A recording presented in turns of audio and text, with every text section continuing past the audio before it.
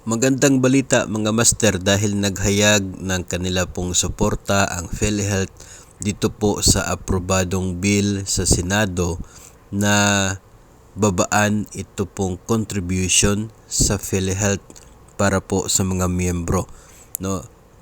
From kasalukuyan po na 5% total contribution ay gawing 3.25%. So again, ito po ay approved na sa Senado at pending or naghihintay ito ng kanya pong counterpart na bill galing naman sa House of Representatives. So ayon po mismo sa presidente ng PhilHealth ay suportado nila ito pong layunin na babaan ang contribution ng mga miyembro dahil malaki ang maitutulong nito para po sa kanila. Yung 3.25 mga master ay hahatiin pa po yun. Hahatiin pa between the employee and the employer. So kalahati na lamang ng 3.25% ang magiging deduction galing sa sahod po natin. Kasalukuyan sa 5% na contribution, 2.5% ng basic salary. Ganun po ang ating contribution sa PhilHealth every month.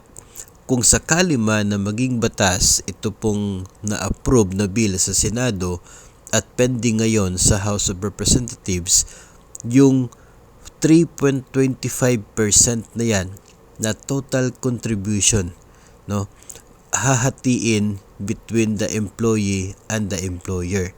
So magkano na lamang yung magiging epekto po niyan o magiging deduction sa atin pong sahod. So malaking tulong po itong bill na ito, kaya lamang ang problema natin ngayon ay ang period na maging batas pa siya. Dahil ito pong current Congress ay hanggang sa June na lamang, so dapat approve po ng House of Representatives yung version nila para may chance na maging batas ito pong pag-reduce sa contribution po sa PhilHealth.